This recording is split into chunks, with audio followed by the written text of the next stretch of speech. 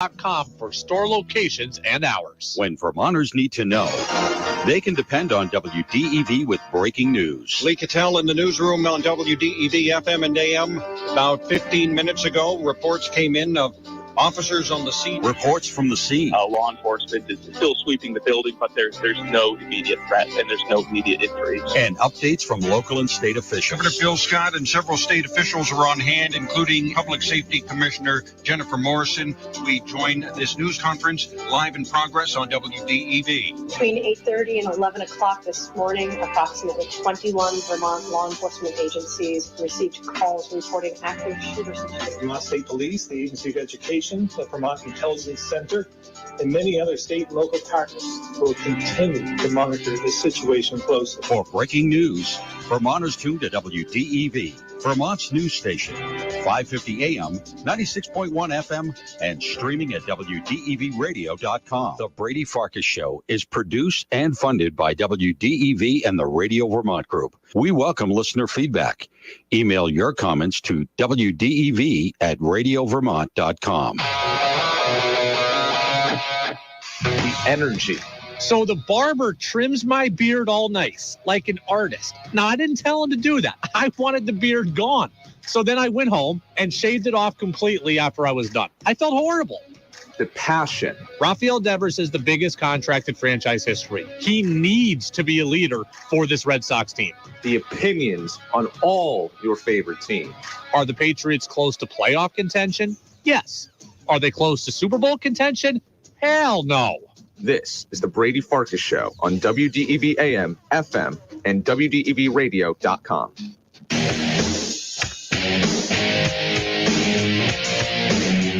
What's up, everybody? Happy Thursday here on the Brady Farkas Show on WDEV AM and FM and WDEVradio.com. Full show tonight, all 90 minutes. Unfortunately, the weather wiped out our high school basketball game for the night, so no Williamstown and Spalding boys, but we will have that very same matchup tomorrow night, wrapping up the regular season on the boys' side. So we're here all 90 minutes, though, until 7 o'clock.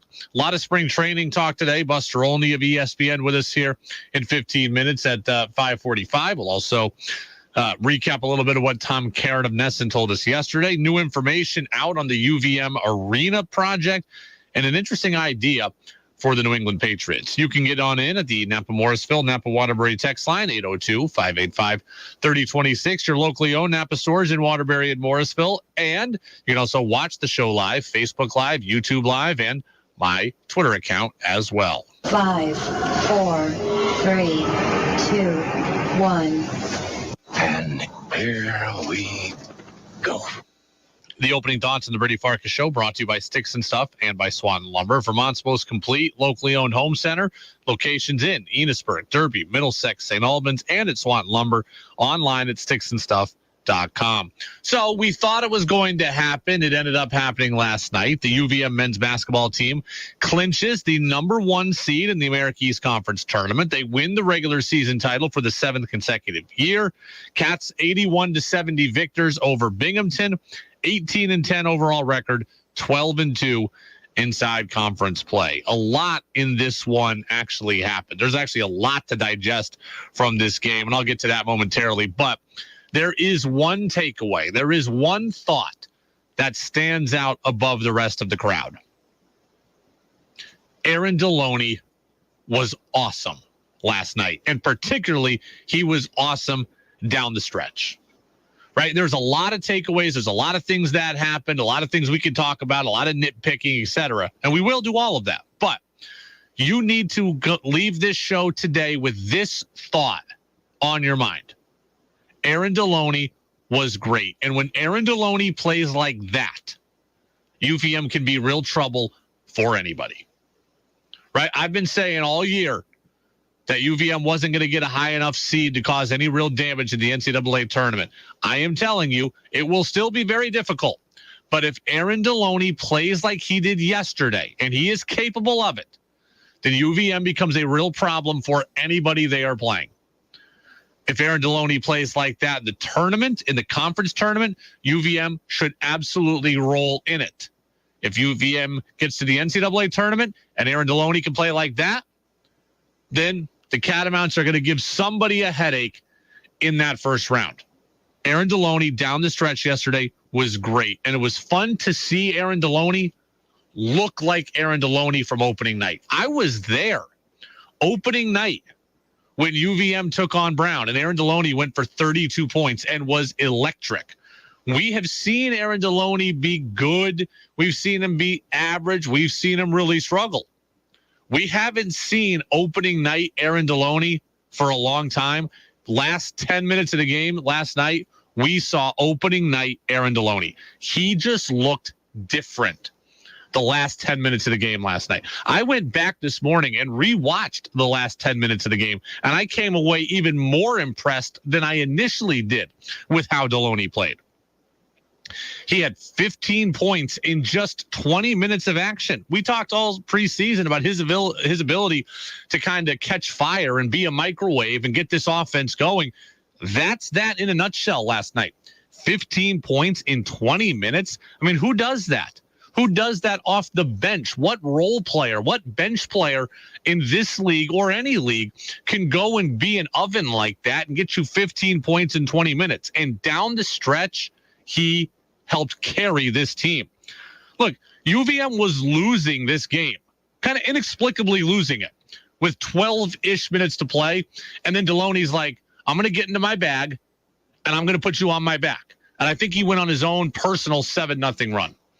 He hit 2 threes in that time period down the stretch. He hit a tough fadeaway. He handled the ball. He got to the bucket. He got to the line. He was a good passer.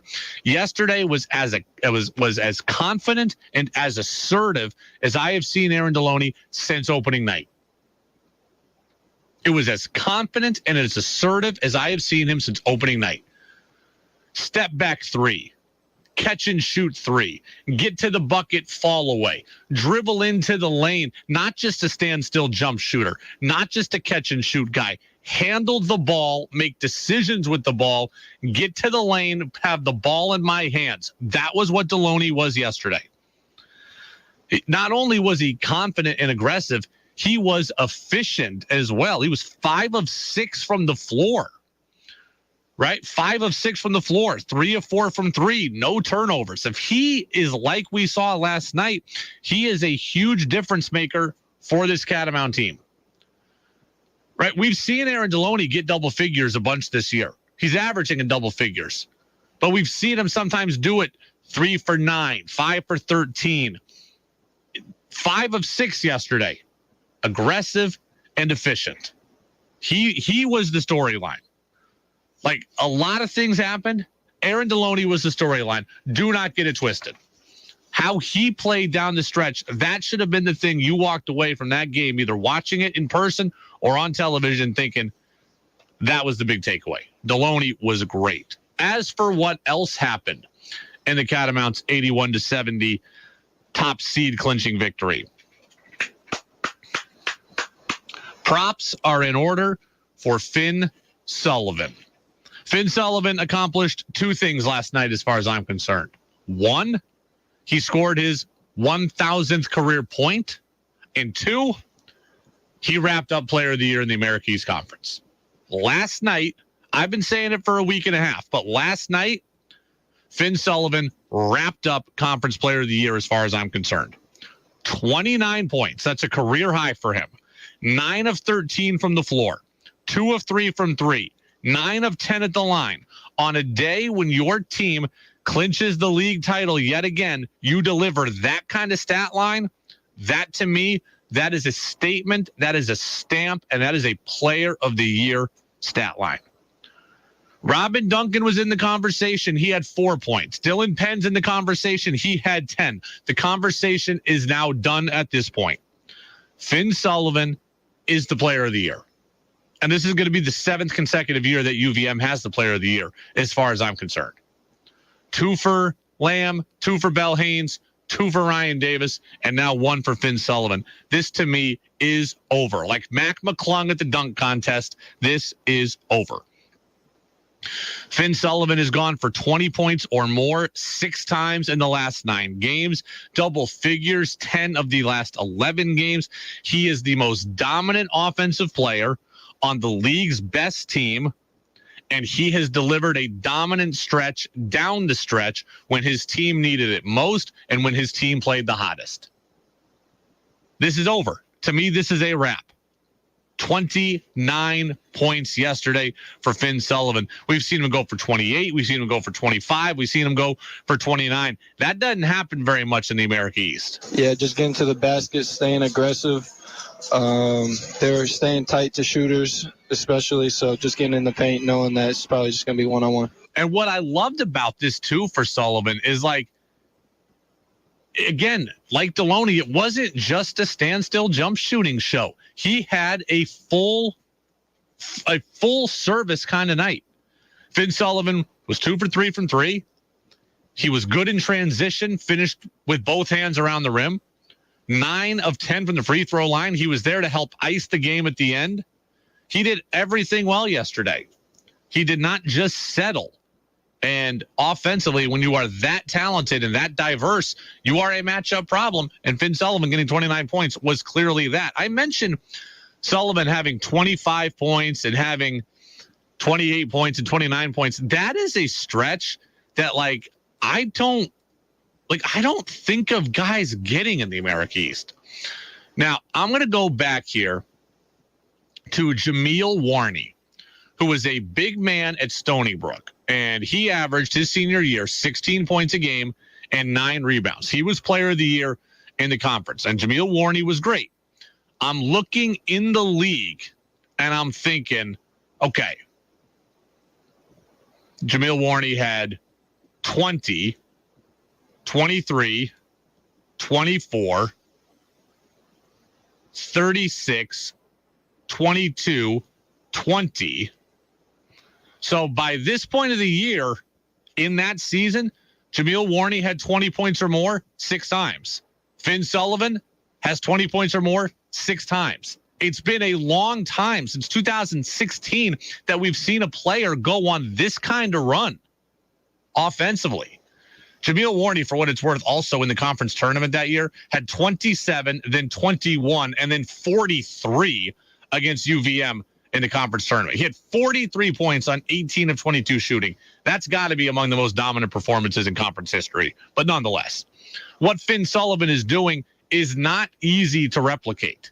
It's not done every year.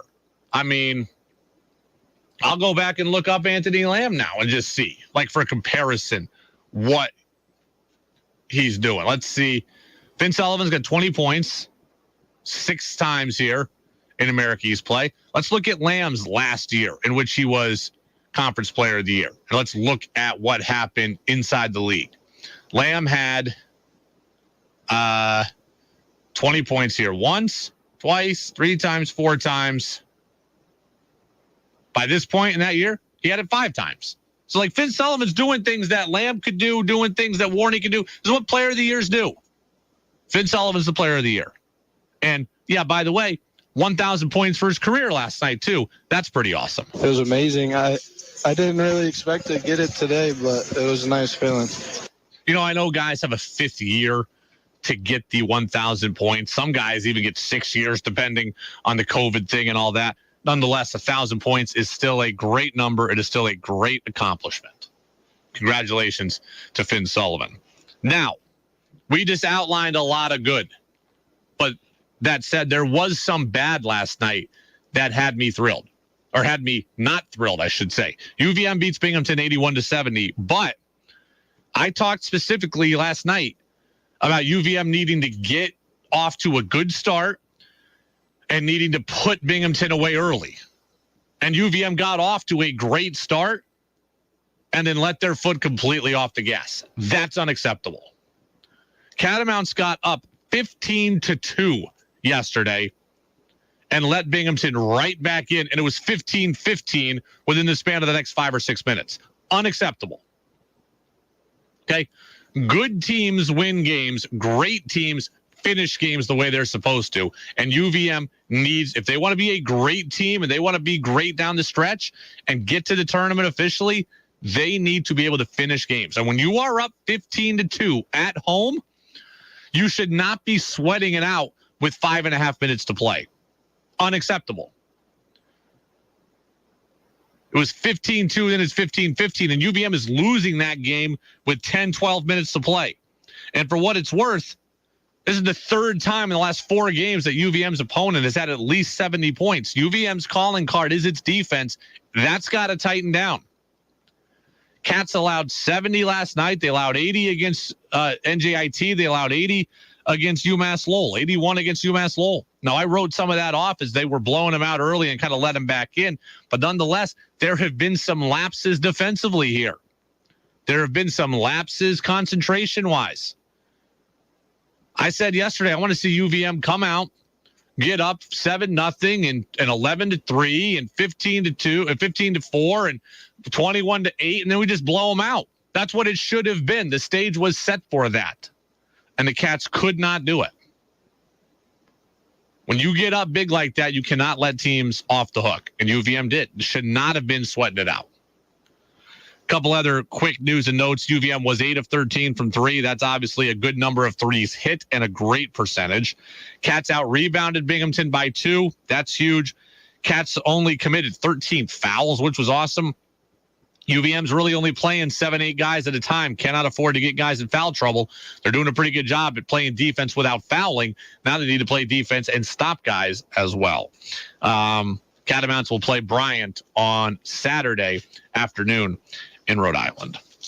It is the Brady Farkas Show on WDEV, AM and FM, WDEVradio.com. Buster Olney of ESPN is standing by. Buster Olney, our ESPN MLB insider. Can we get the Buster music?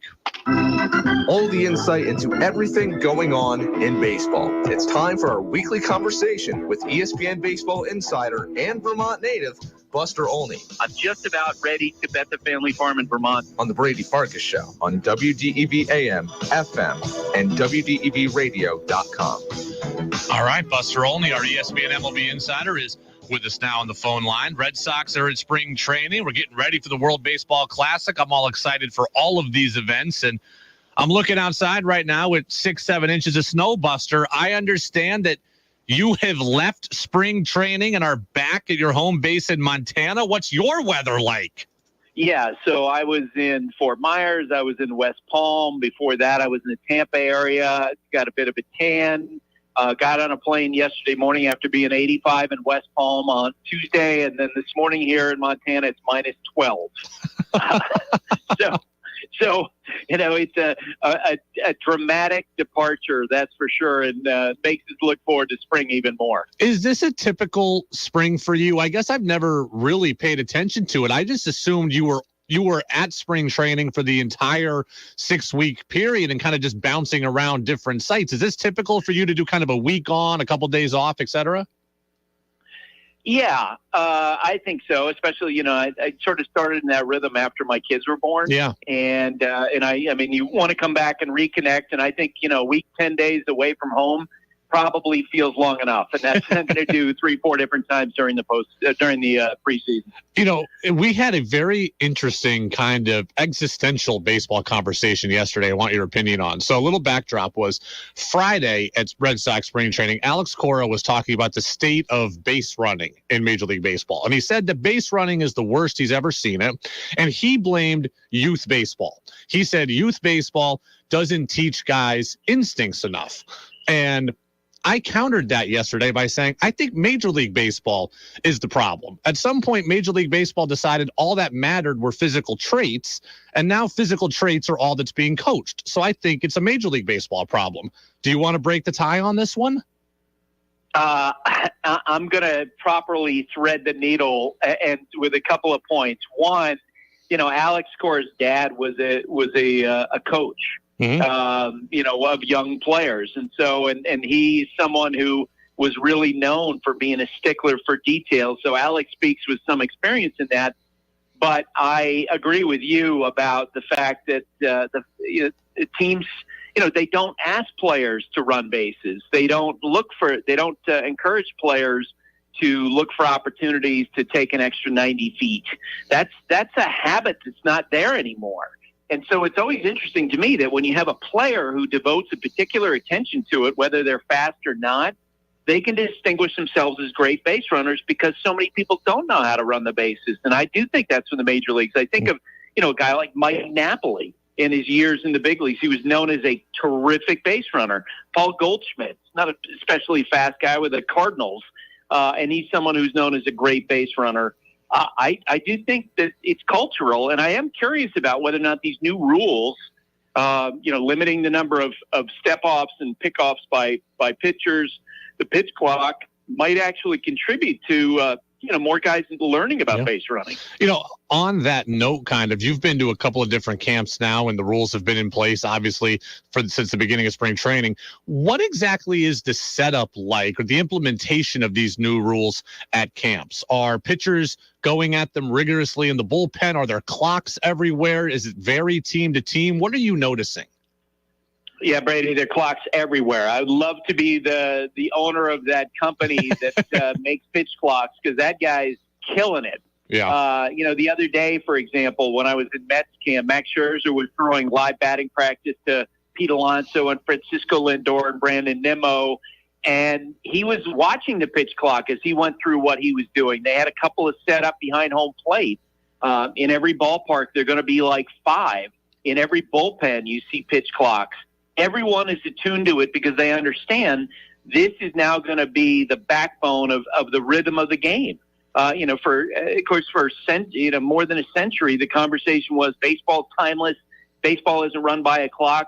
Well, now it's absolutely going to be run by a clock. And I think, players, managers, coaches, everyone's trying to get accustomed to that rhythm. Buster Olney, ESPN MLB Insider, with us here in the Brady Farkas Show on WDEV. I understand there will be players that get penalized for things, and then after the game in the press conference, they will balk about them. So I know it's not going to be perfect, but by and large, do you find that most players like these changes, at least in principle? I think that more players like the change than what has been conveyed. Last year, when the Rules Committee came up with these, with these rules, and then the Players Association, chimed in with a vote. I believe it was a unanimous vote by the Executive Committee against these rules. It actually reminds me a little bit of the conversation around steroids in the early 2000s, where, the Players Association leadership was very much against drug testing. And then at the granular, at sea level, when you spoke with individual players on teams, they were very much in favor of drug testing and steroid testing. And I think it's the same thing with the pitch clock and some of these new rules where players, I had Vinny Pasquantino, your first baseman for the Royals, who played with the pitch clock in the minors. He was like, it's great. I can't wait. I think it's going to be awesome. The other day I was talking with Carlos Correa of the Twins, and he mentioned to me that the young players in that team are telling him, you're going to love it. Paul Goldschmidt the other day, first baseman for the Cardinals, someone who doesn't step out of the box between pitches on a regular basis. He was telling me he's looking forward to it. I think there are a lot of players who are looking forward to an improved pace, because I think a lot of players understand that, over the last 30 years, the game has slowed down dramatically, and they could cut out 20, 25 minutes pretty readily if they just keep pitchers on the mound and hitters in the box. I was talking to Tom Caron of Nesson yesterday, and we talked about the idea of the Red Sox with a 6-man rotation, and TC said that he is now against it. He was for it initially, but now he's against it. So if the Red Sox aren't going to use a 6-man rotation, my question is, which guy goes to the bullpen? I mean, James Paxton is a guy I could send to the pen given his health concerns and trying to shorten his workload, but he's always been a starter. Nick Pivetta is a guy who has kind of a reliever's mindset, but he's the most durable starter they have. Bayo, I don't, who goes to the pen, Buster?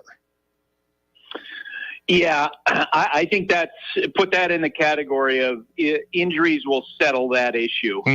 Yeah, fair enough.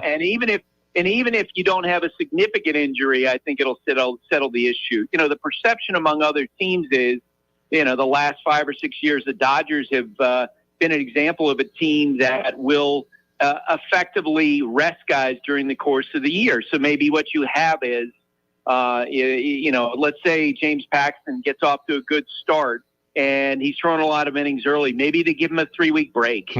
And they put him on the injured list with, inflammation, which everybody has, by the way, inflammation in their arm. You could sit him down and then let somebody else roll in. I personally would be in favor of a six-man rotation. I think the Milwaukee Brewers, more than any other team, have absolutely demonstrated how pitchers can benefit from that. And given the makeup of the Red Sox rotation, with Chris Sale not really having pitched that much the last 3 or 4 years, and Paxton with all of his injuries, I think those guys are going to benefit from more rest. It's pretty clear. I think we're all kind of in agreement that the Red Sox bullpen will be better than last year. I think we're all in agreement that the Red Sox starting rotation yields significant questions. So the thing kind of to break the tie is the Red Sox lineup, but it doesn't look particularly menacing on paper. But if the team can get good contributions from Yoshida and Verdugo, that kind of changes the calculus. How important are those two guys specifically to what happens with this team? Well, huge. Yoshida, with Trevor Story out, Yoshida becomes the guy who has more money invested in him than anybody except for Rafael Devers.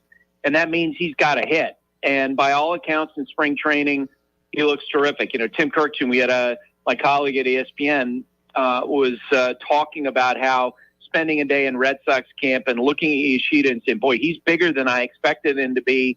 He's got more power than he expected to see.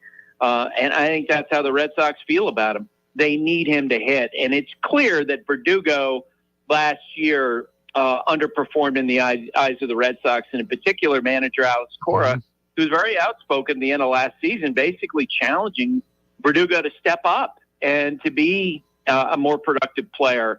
I have not, laid eyes on the Red Sox myself, but Tim Kirkchen on that call said Verdugo looks terrific. He looks like a completely different guy.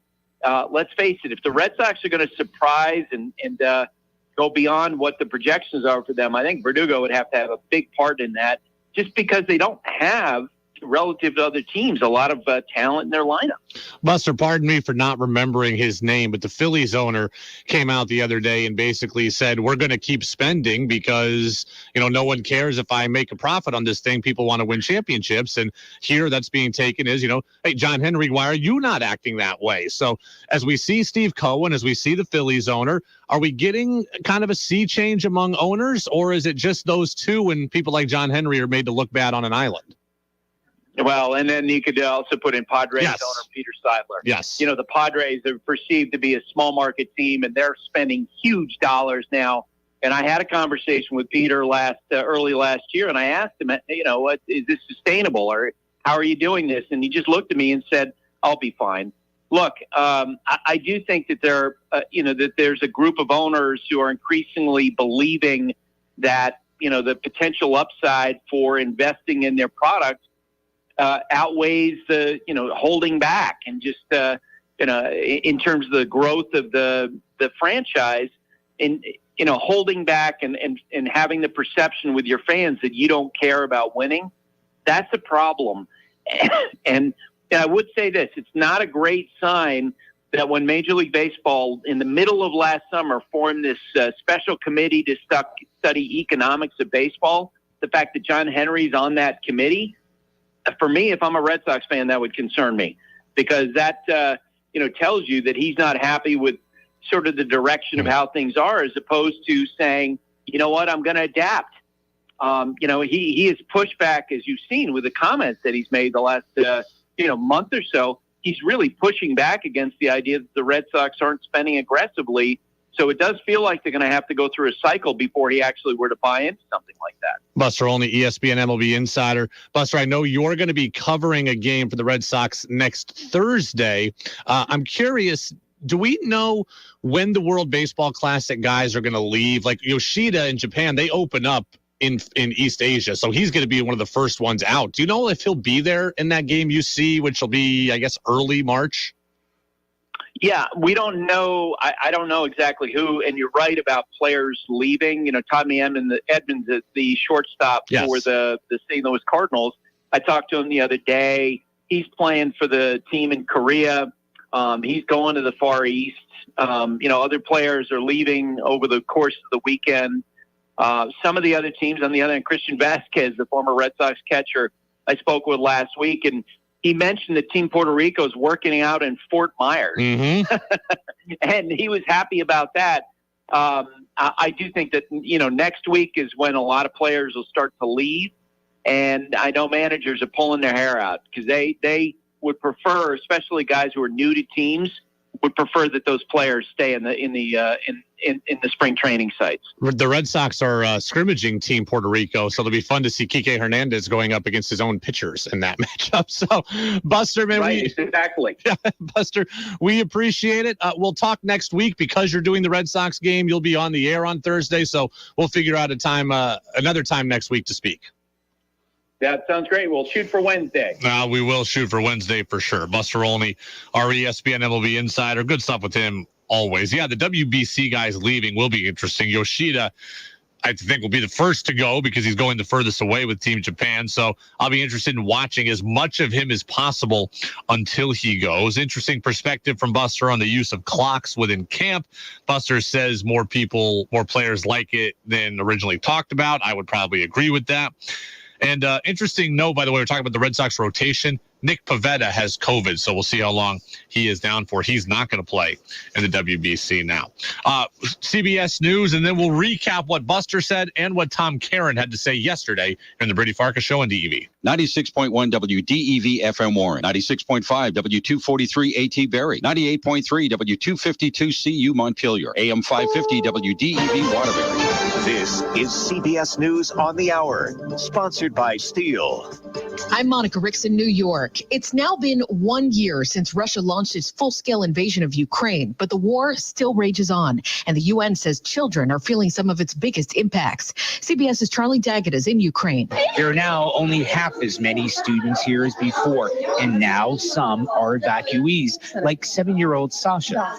My grandma says that any second they could capture you, tie you up, and subject you to electric shock. When the air raid siren happens here, what do you do? I take a walk. There are a lot of houses in Ukraine. You never know which one is going to be hit. Today, NATO warned China not to provide more weapons to Russia. Travel's still a mess in more than 24 states that are getting hit by a major winter storm. CBS's Jennifer Mearley is in Minneapolis. The storm could dump up to 2 feet of snow here in Minneapolis before it moves out.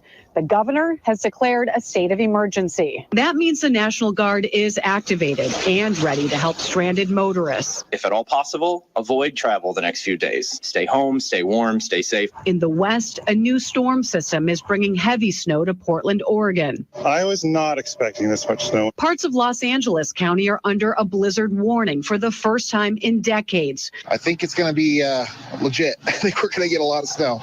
A volunteer firefighter died in Michigan while responding to a down power line.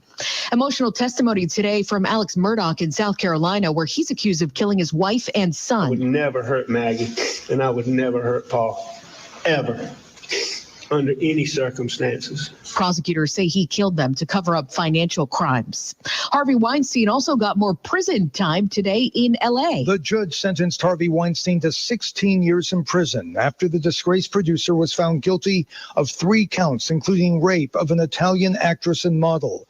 Attorney Gloria Allred has represented a number of Weinstein accusers. They are not garden statues. They are human beings. They have feelings. They have been hurt. They have cried many tears. Weinstein must first serve a 23-year sentence in New York. Steve Futterman, CBS News, Los Angeles. The NTSB says the crew operating a freight train that derailed in Ohio didn't get a critical warning about an overheated axle before crashing. Chairperson Jennifer Homendy. Car number 23 was a hopper car, which carried plastic pellets. It was the combination of the hot axle and the plastic pellets which started the initial fire. No one was hurt, but that train did spill tons of toxic chemicals. This is CBS News. Find tools for the job site or your own backyard at over 10,000 authorized local steel dealers. Find yours at steelusa.com, STIHLUSA.com.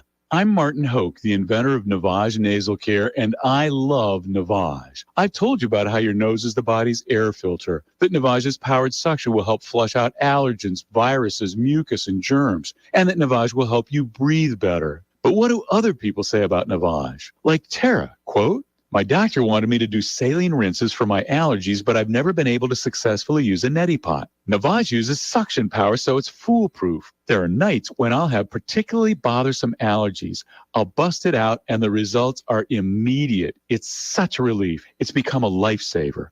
Unquote. She's one of over 100,000 online reviews praising Navage, the all-natural solution trusted by over 3 million people to help you breathe better, sleep deeper, snore less, and stay healthier without drugs. Navage is available at Walmart, CVS, Walgreens, Target, Rite Aid, and online. Navage, N-A-V-A-G-E, clean nose, healthy life.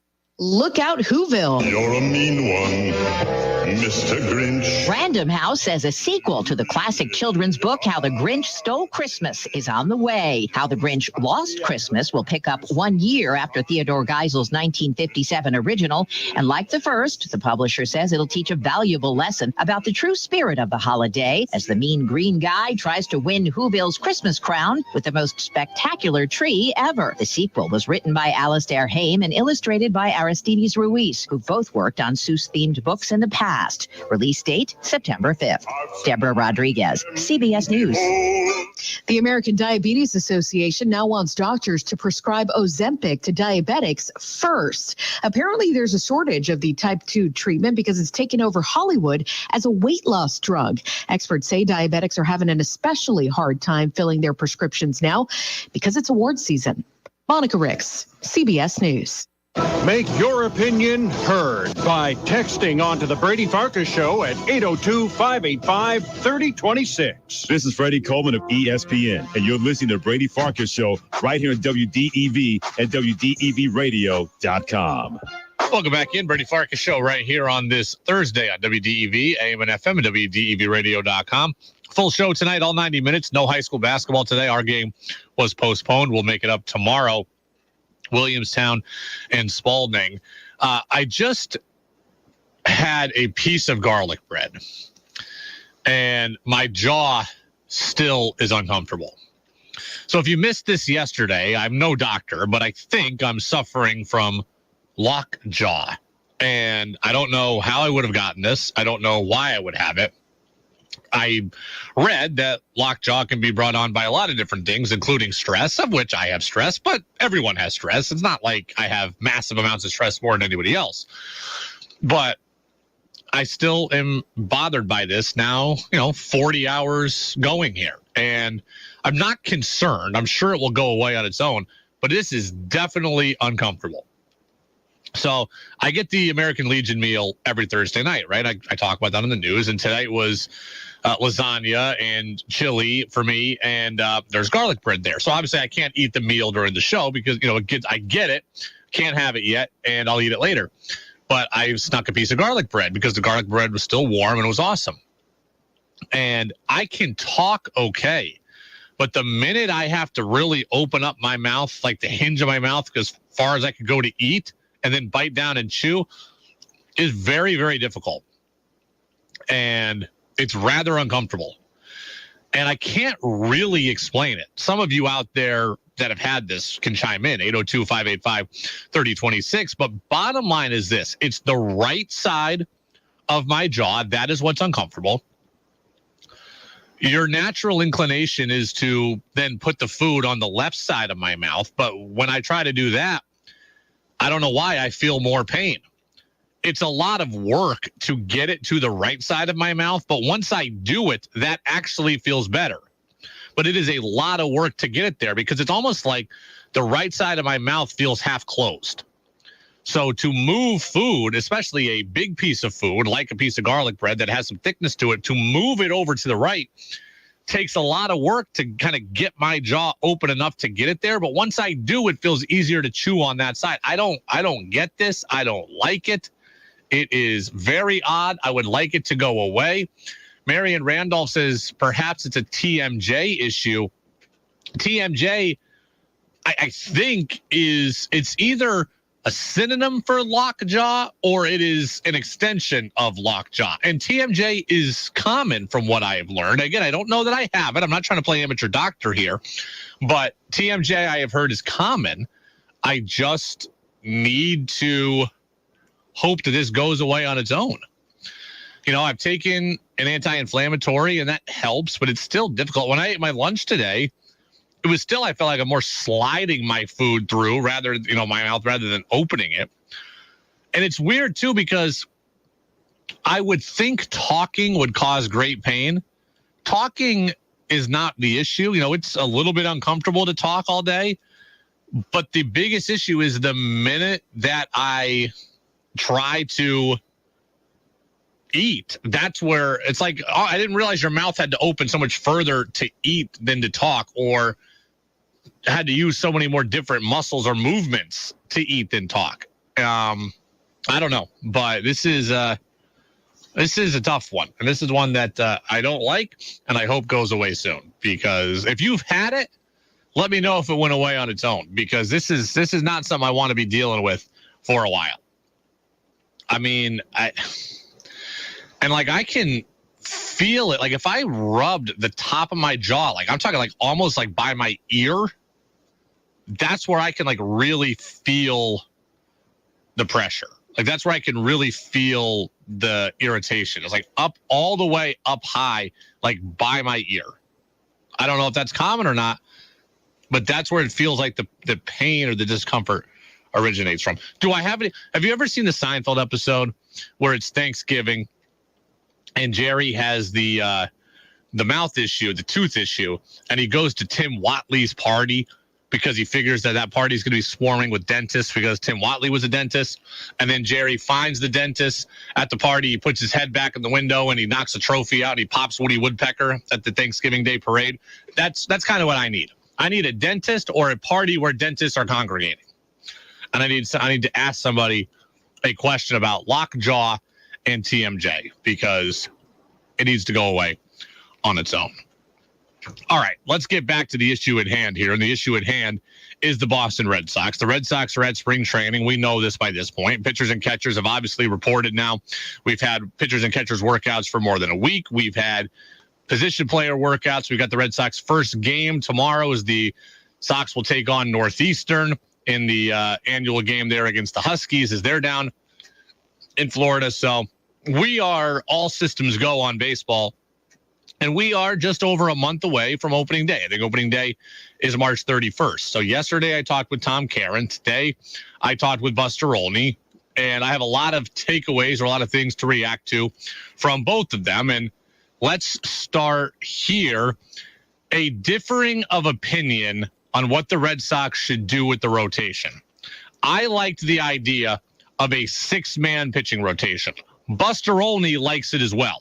And given the makeup of the Red Sox rotation with Chris Sale not really having pitched that much the last 3 or 4 years and Paxton with all of his injuries, I think those guys are going to benefit from more rest. It's pretty clear. So Buster likes a 6-man rotation. I like a 6-man rotation as a way to alleviate the stress on the Red Sox starters.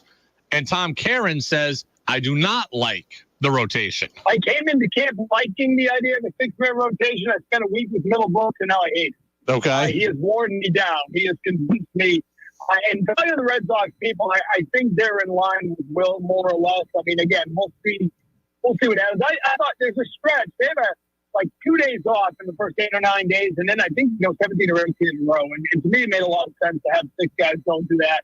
But I think now they feel they have a couple of options in long relief, typically Houck and Winkowski, along with the 6 starters. They have all 6 starters healthy, and the 6 being Sale, Paxton, Kluber, Whitlock, Pivetta, and Bayo. One of those guys is going to probably start in the bullpen as well. This is a fascinating discussion because I can clearly make this the case on both sides. I like the idea of the Red Sox with a 6-man rotation. The Red Sox rotation has so many question marks. I think you need to do everything you can possible to protect those guys. Sale has thrown 48 innings in the last 3 years. Paxton has thrown 21 innings in the last 3 years. Kluber is 37 years old, and Bayo has never pitched a full season before. Whitlock's coming off injuries. He's never pitched a full season as a starter. That's 5 of your 6 potential starters that have hugely massive question marks, either on health or durability. So I like the idea of having 6 starters to save your rotation. But TC and Will Middlebrooks, the former Red Sox infielder, they got to me on Twitter and said, look, if you do that, you are really going to hurt your bullpen because you are now going to take one guy out of the pen, put him in the rotation, and you have less bullpen arms. And now your pen will get worn out. That's what they're saying. And I can understand that. But I just think I got to protect the starters more. That's where I'm at. I'm trying to protect the starters rather than protect the bullpen. Now, I'll operate on TC's point of view here and say, okay, they don't go with a 5-man rotation. Then the question becomes, who are you moving to the pen? Really? I talked about that with Buster, too. If you're going to go with a 5-man rotation, who do you move to the bullpen? Because I can make a case for a lot of guys there, too, and I don't know who would go. James Paxton is a hard-throwing, strikeout-getting lefty. His stuff absolutely could be great in the bullpen. Did you send him there? He's never been a reliever. Nick Pivetta has a reliever's mindset.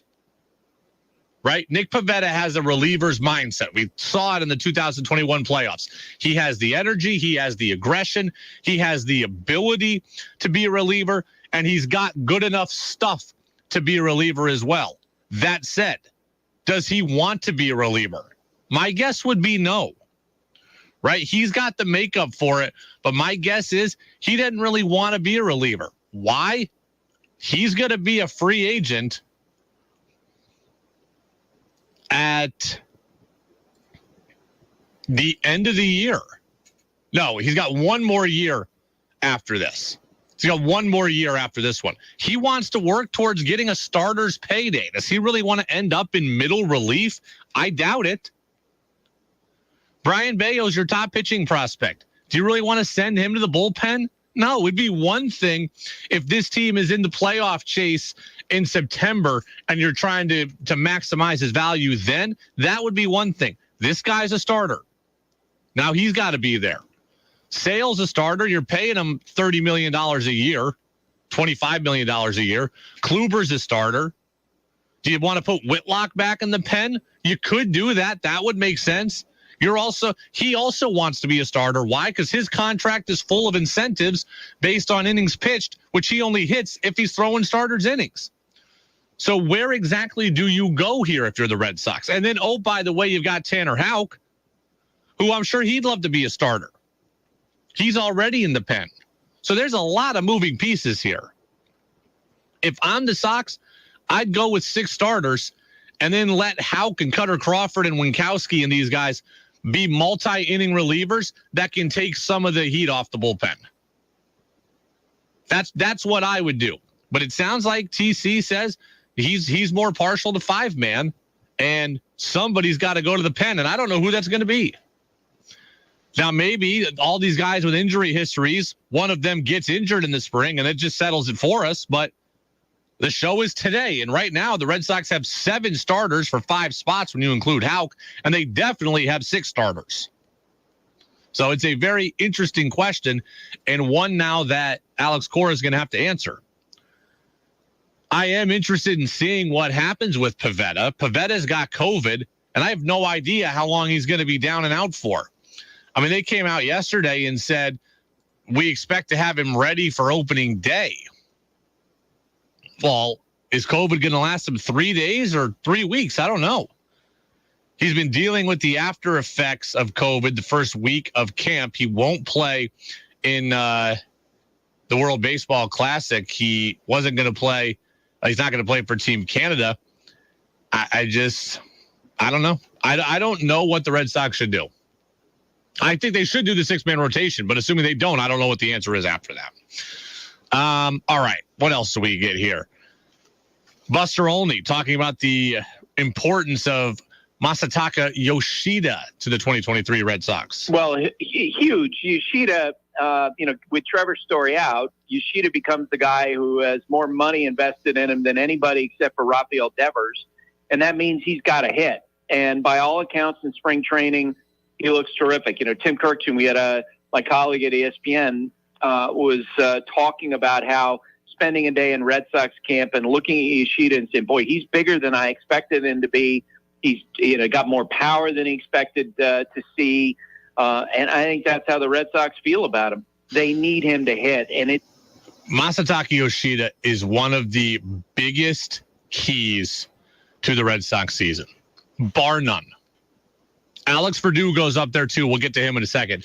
But Yoshida is a massive piece to this Red Sox season because let's look at this team. The Red Sox, I believe, will have a much better bullpen than a year ago. I think the bullpen will be a strength of this team. Kenley Jansen, Jolie Rodriguez, Chris Martin, Tanner Houck, the potential other loser of the starting rotation battle.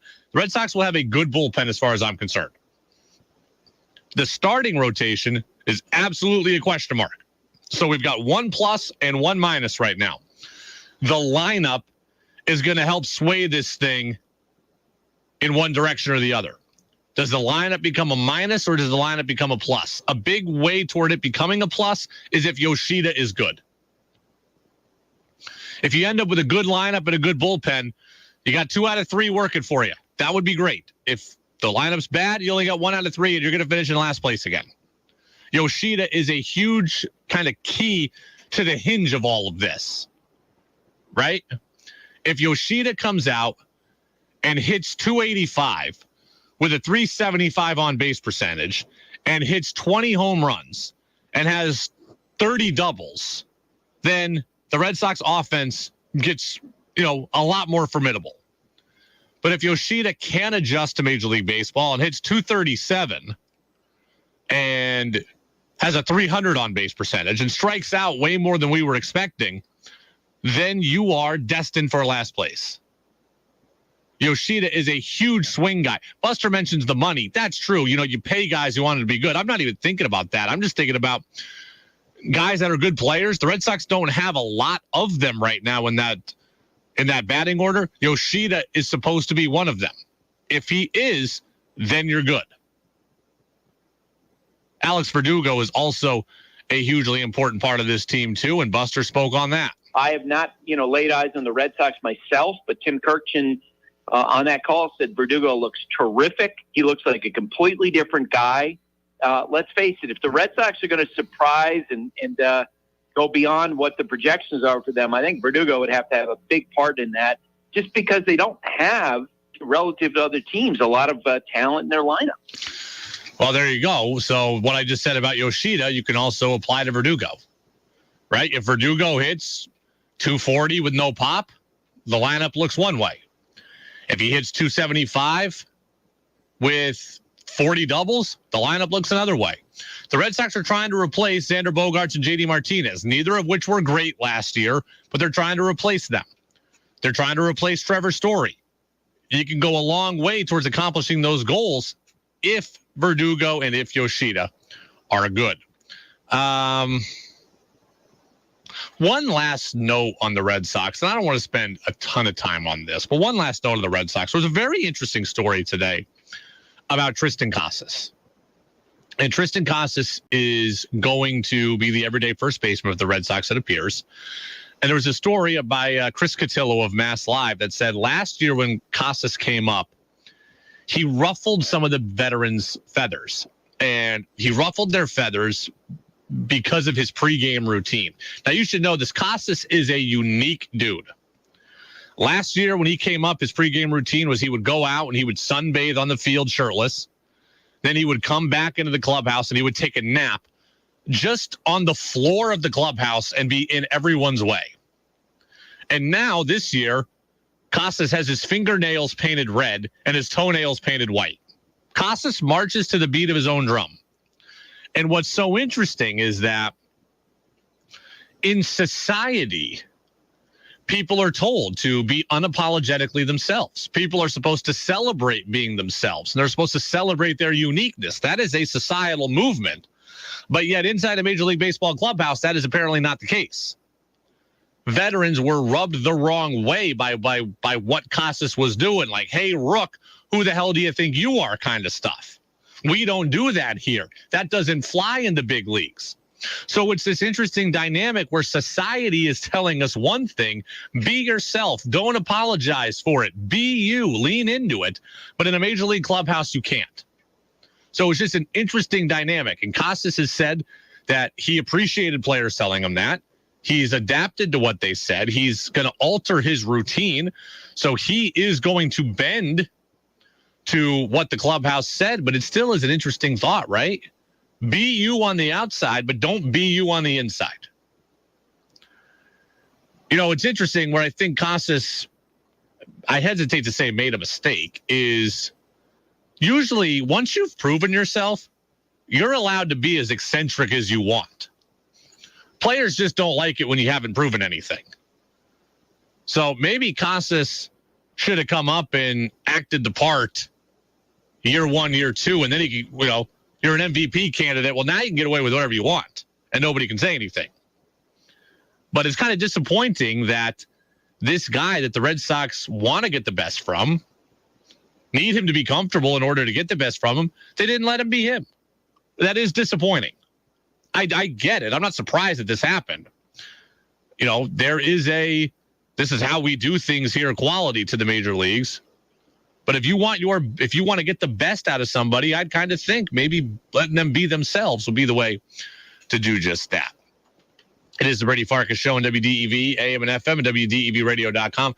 Little breaking news here from the NHL. The Bruins have made a trade. So the Bruins have traded 2023 first-round pick, a 2025 second-round pick, and a 2024 third-round pick, and forward Craig Smith. They've traded 3 draft picks and Craig Smith to the Washington Capitals for defenseman Dmitry Orlov and forward Garnet Hathaway.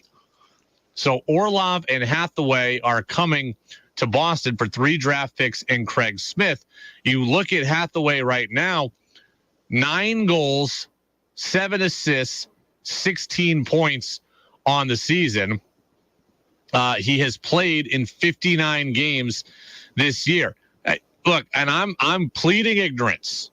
Someone can get in on the Napa Morrisville, Napa Waterbury text line and tell me why this is a good trade. Because Garnet Hathaway, 16 points in 59 games, that doesn't strike me as being worth 3 picks, one of which is a first rounder. I mean, that's unless you're going to tell me Dmitry Orlov is like the top defenseman in the in the league, he has more points than Hathaway does. He gets much more ice time. I guess Orlov is the key to this deal. But we'll have more on this tomorrow as I do a little recon on the Washington Capitals, because I'll be honest with you, I hadn't done a whole lot of research on Dmitry Orlov coming into today's show. My hockey knowledge, I care about the Bruins. I don't always get into the rest of the league until the playoffs. And now the Bruins have made a trade, I need to refamiliarize myself with some of these guys. It is the Brady Farkas Show on WDEV, AM and FM, and WDEVradio.com. The New England Patriots need playmakers. Is there a playmaker about to be available for them? We'll take you through this hypothetical next on the Brady Farkas Show on DEV. Now more than ever, Vermonters are eager to get out and about. And Vermont's outdoor recreation businesses and organizations are here to help. They build and maintain the trails we walk and ride. They grow and sell the local food that keeps us going, and make and sell the gear that keeps us strong and safe. The Vermont Community Loan Fund is here to help Vermont's outdoor rec industry with our new Trails Loan Program, supporting outdoor recreation and those who make it possible. Trails offers financing and free business resources to help Vermont's trailblazing outdoor rec community grow stronger and more sustainable, generating jobs and energizing our rural economy. The Vermont Community Loan Fund, for over 30 years, Vermont's nonprofit business lending partner. Learn more about Trails and our other business lending programs at investinvermont.org. That's investinvermont.org. Responsible Vermont gun owners do more than use their guns safely. They store them safely, because a gun that ends up in the wrong hands can have devastating results. Store your gun unloaded, locked, and away from ammunition to prevent children and loved ones in crisis from finding it, and to prevent theft. Keep your gun safe. Keep your people safe. Find locations to pick up free gun locks, temporary safe storage sites, and more information at gunsafevt.org. That's gunsafevt.org. Sponsored by the U.S. Attorney's Office for the District of Vermont, UVM Medical Center, ATF, the Vermont State Police, the Vermont Sheriff's Association, the Vermont Attorney General's Office, the Vermont Department of Fish and Wildlife, the Vermont Department of Health, and Vermont's Office of the Director of Violence Prevention. gunsafevt.org. That's gunsafevt.org.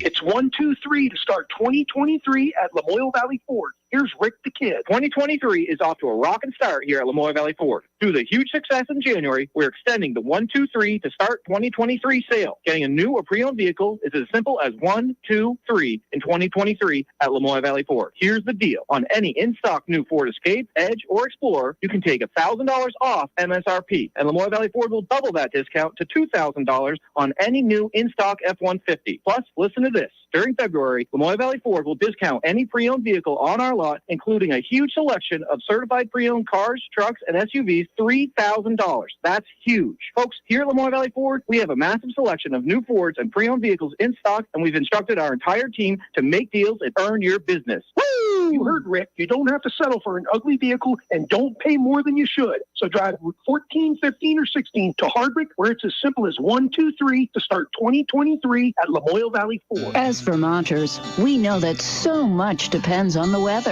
When you need a reliable local weather forecast, it's literally at your fingertips with the WDEV weather phone. Locally dial 244-1172 or toll free at 1-800-585-1211. Roger Hill's weather forecast is just a phone call away on the WDEV weather phone, 244-1172 or 1-800-585-1211. Want Brady to hear your opinion on the sports stories of the day? Text in at 802-585-3026. This is Field Yates of ESPN, and you're listening to the Brady Farkas Show on WDEV Radio and the WDEV app. Welcome back in, Brady Farkas Show, right here on WDEV, AM and FM, and WDEVradio.com. Jazz with George Thomas coming up 30 minutes from now. No high school basketball today, postponed because of the weather. Williamstown was supposed to be at Spalding. They will have that game. It just will be tomorrow, and we'll have the coverage for you again at 6:45. Reminder, Norwich hockey is coming up on Saturday night as the Cadets take on Babson in the New England Hockey Conference semifinals. And we had a great conversation earlier today with Cam Ellsworth on the Midday News Service. That interview and all of our interviews here on the Brady Farkas Show are on the Brady Farkas Show podcast channel. So Pro Football Focus put out a hypothetical trade offer for Bengals wide receiver T. Higgins. And the trade was meant to be for the Detroit Lions, and they had the Lions offering the Bengals a first-round pick and a fourth-round pick for T. Higgins. My question to you, 802-585-3026, if you are the New England Patriots, would you make that trade? You have the 14th overall draft pick. Would you trade that and a fourth-round pick for wide receiver T. Higgins? Now, Kari Thompson of WEEI in Boston says yes. I think that ultimately whoever you pick in the first round, I mean, yeah, you could select a tackle, you could select another receiver. There are a number of different ways you can go. None of those guys are going to be as good as T. Higgins, at least not in my opinion. And then you can recoup a day 3 pick later on if you want in a trade down. I mean, there are ways to do that. To me, that's a guy you pay. You pay T. Higgins because I think that he was, before Jamar Chase got there, the kind of guy that you could look at and say that is an ascending talent at wide receiver. The only reason he's not thought of quite that highly is because Jamar Chase plays for his team, and Jamar Chase is awesome. I'm in complete agreement. If I were the New England Patriots and I could make this deal, I absolutely would. Now, usually I am Mr. Draft Pick. I am Mr. Team Control. I am Mr. Prospect. I am Mr. Value, but not here. The Patriots need stars. The Patriots need big-time playmakers, and T. Higgins is that. The only reason you haven't heard much about him, as Thompson says, is because Jamar Chase is there, and Jamar Chase is that good. But T. Higgins is excellent as well. He's going into the final year of his contract. He is going to get a fortune. I would trade a first-round pick and a fourth-round pick for Higgins, and I, like Corey Thompson, would pay him as well. That is a guy that you want, and more importantly, that is a guy that you need if you're the New England Patriots. He's everything you could want. He is young. He's only going into his fourth year in the league. He's been durable, and he's been available. He's missed, I believe, only 4 games in 3 years. He's got more than 1,000 yards receiving in 2 of the last 3 seasons. Anyone the Patriots pick at number 14 in the draft would be lucky to be as good as Higgins. I would make that move in a heartbeat.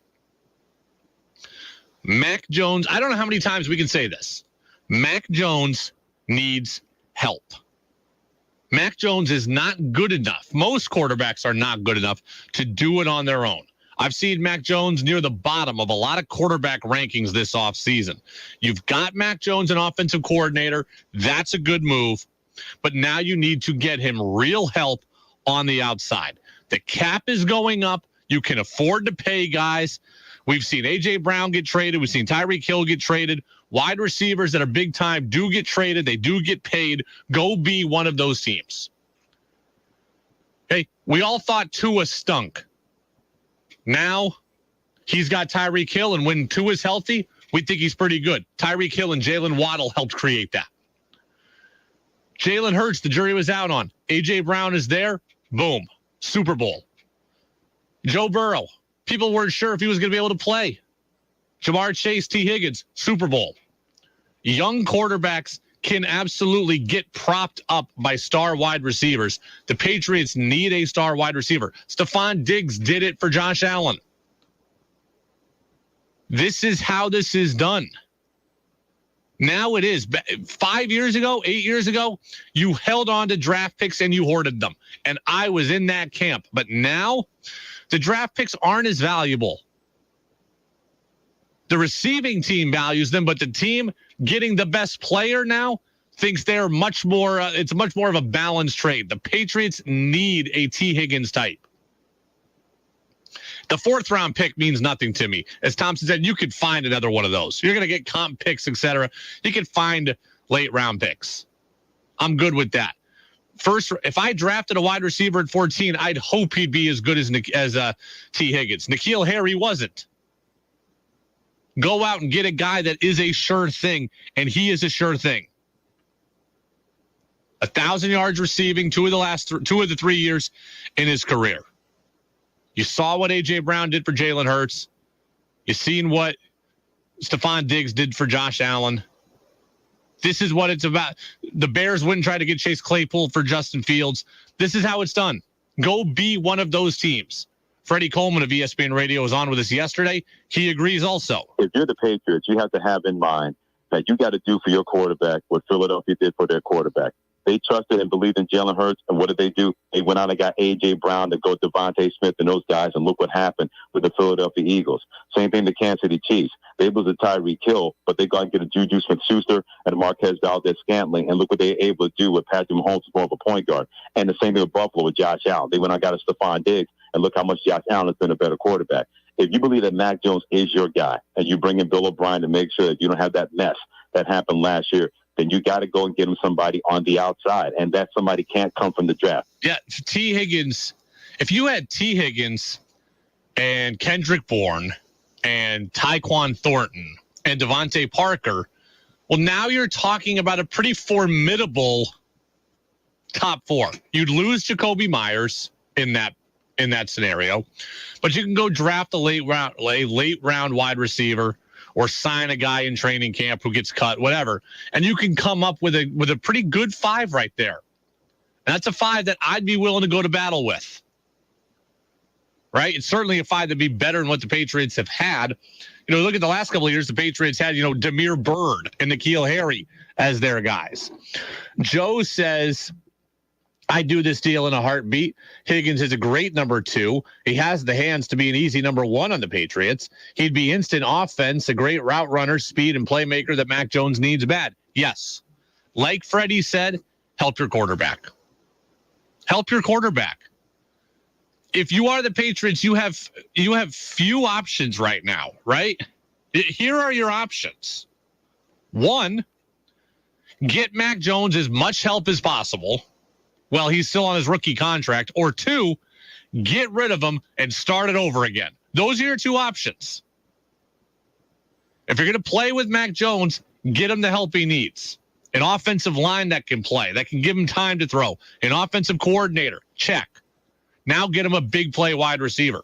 I mean, how many wide receivers did we see moved last year? Tyreek Hill, A.J. Brown.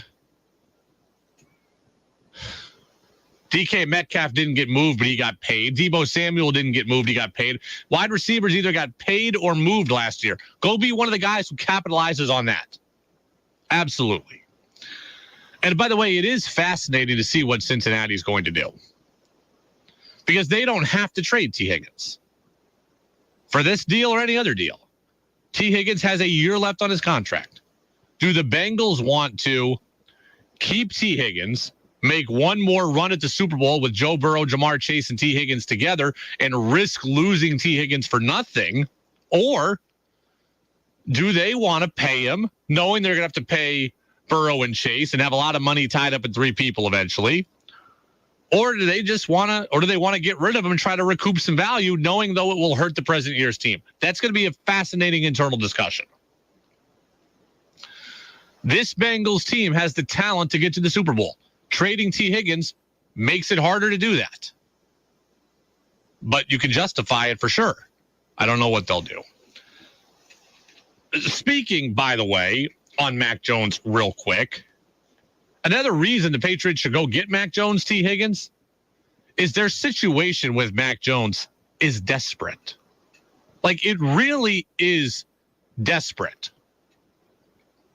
Did you see what Daniel Jones of the Giants wants in his contract? Daniel Jones wants $45 million a year in his new deal.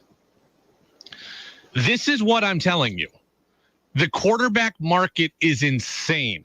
Average to good quarterbacks want $40 million plus. I would never pay Mac Jones $40 million plus.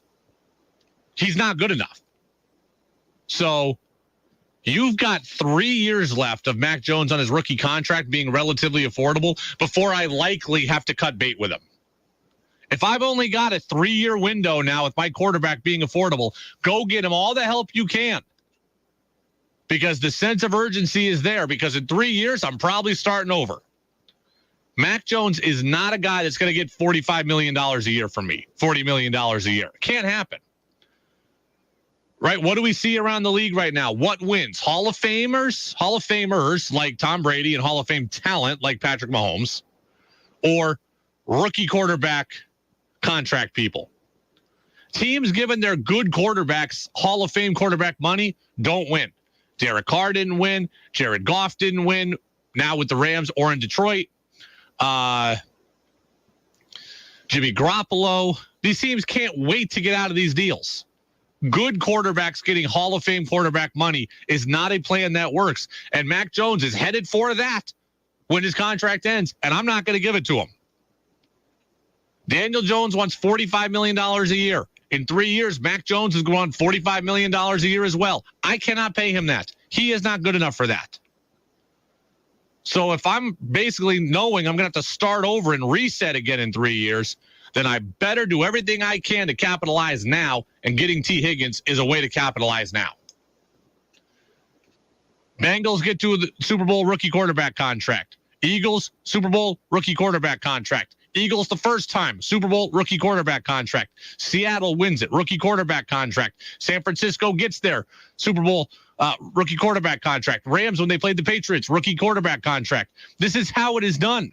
Either be a Hall of Famer or be a quarterback on a rookie deal. And the Patriots have wasted 2 years of their 5 of Mac Jones on his rookie deal. Go get him the help now. Ray, who's over in New York, says, I like it.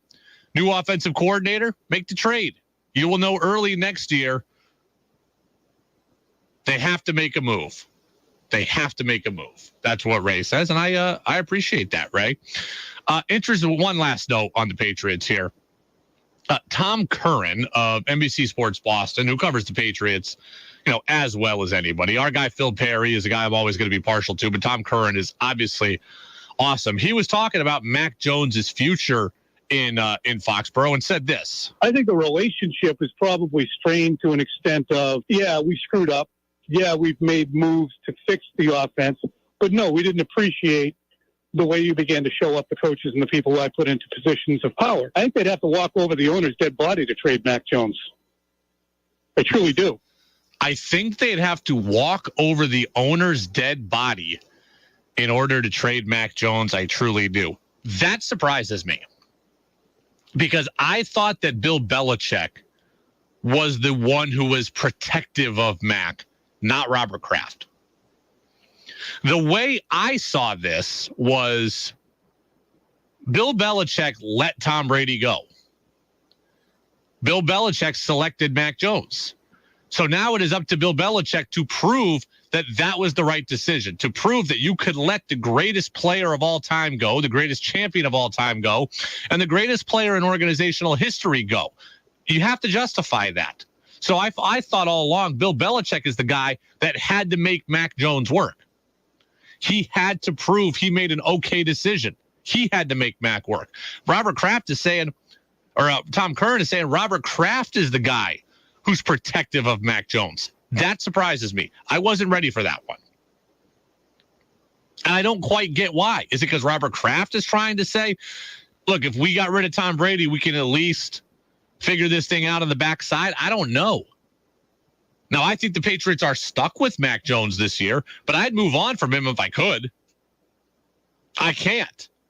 There's not really a good way to move on from Mac, but if I could, I would. I just don't think they can.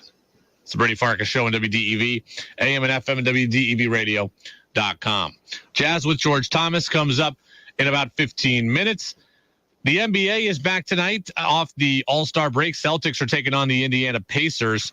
Kevin Durant says that players asking for trades is good for the league. Are we buying that? We'll talk about it next on DEV. Eric was way behind on his taxes. I owed a lot of money to the IRS, almost $15,000. I tried to make payments. The IRS wasn't satisfied with Eric's efforts, so they came after him full force. They're coming to put a lien and a hold on all my income, my home, my car. I was just overwhelmed at what to do. Then Eric called Optima Tax Relief. When Optima Tax got involved, the calls would stop, the threats would stop. It was easy like 1, 2, 3. Optima Tax Relief is A+ rated by the Better Business Bureau, and their team of expert tax professionals took care of Eric's problem. I owe $15,000, and now my debt is clean. I don't owe anything. Take Eric's advice. If you have a tax problem, you need to call Optima Tax now. Call Optima Tax Relief for a free consultation. Call 800-343-6460. 800-343-6460. 800-343-6460. Optima Tax Relief. Some restrictions apply. For complete details, please visit OptimaTaxRelief.com. That time of year has arrived, the time when big sales on winter gear start. Hey, this is Caleb at Waterbury Sports. It's been a few years, but big President's Week sales are back on once again. Winter gear is on sale 20 to 30% off. Whether you're looking for new downhill, alpine touring, or cross-country skis, they're all on sale. Snowboards, boots, and bindings? Yep, those too. Snowshoes, traction, and hockey skates? You know it. Outerwear, helmets, goggles, and accessories? All of the above. So come grab a deal on the remaining gear at Waterbury Sports, downtown Waterbury, Vermont. At Staples, you can count on every project being print perfect, guaranteed. I need presentations and brochures printed, and they have to be perfect. Your bounded presentations, brochures with the finest folds, and more will be done right every time. That's our Print Big promise. Now at Staples, get $10 off your document printing and marketing materials order of $50 or more, plus 20% back via store bonus. Try Staples and see the difference. Ends 2/25. Rewards members only. Bonus must be redeemed in store. See staples.com/stores/printbig for details. Finding great candidates to hire can be like, well, trying to find a needle in a haystack, but not with ZipRecruiter. Its powerful technology actively finds and invites qualified candidates to apply to your job. So while other companies might deliver a lot of hay, ZipRecruiter finds you the needle in the haystack. See why 4 out of 5 employers who post a job on ZipRecruiter get a quality candidate within the first day. Try ZipRecruiter for free at ZipRecruiter.com/free. That's ZipRecruiter.com/free. Do you want to learn more about the free market perspective on important public policy issues affecting you, your work, and your community? I'm Bill Sayre, and I hope you'll do so by joining me in conversation with Vermont opinion leaders as we discuss how best to make Vermont an ever better and more affordable place to live and work. Common Sense Radio with Bill Sayre, weekdays 11 till noon. The Brady Farkas Show now has an interactive text line, so reach out now at 802-585-3026. Now it's back to the Brady Farkas Show on WDEV AM, FM, and WDEVradio.com.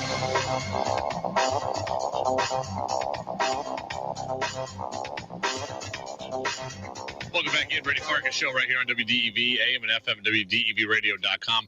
I was just watching NHL coverage on ESPN in the commercial break, and there was some kind of segment they were doing where I think it was Jack Eichel trying to score goals on former Islanders goaltender Rick DiPietro.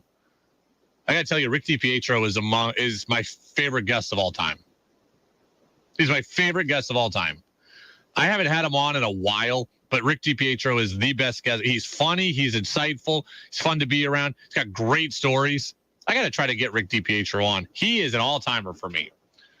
I got the story about how Nick Swisher once dropped an F-bomb before we started the interview. He was really cool.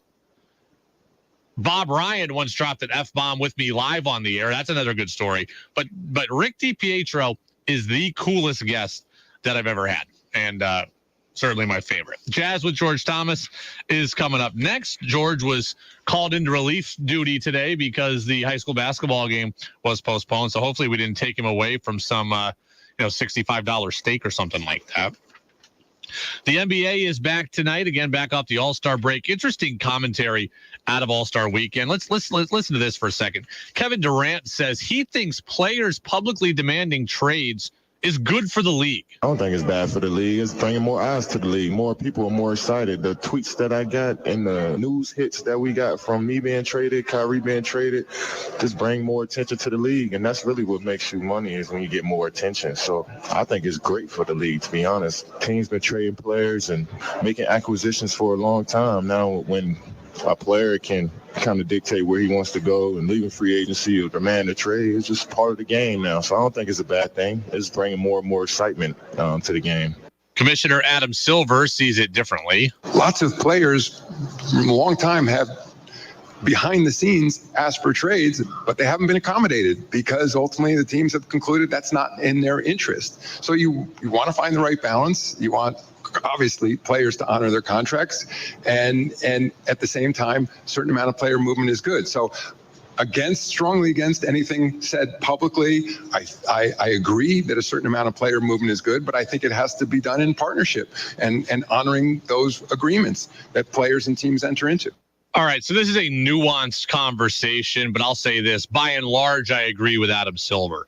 I think players not honoring contracts and holding teams hostage, this is a problem. Now, Durant says it's good for the league and it brings eyeballs and attention and therefore more money. Yes, from a bottom line standpoint, he is probably right, but it's not good for the fans. Okay, this kind of holding organizations hostage is not good for the fans. It's not good for fans in small markets to wonder every day and every season if their star player is going to want out and is going to demand out and then is going to sit out and is going to create a huge distraction. It's not fun in Oklahoma City to see Paul George want out. It's not fun in Indiana to see Paul George want out and demand a trade.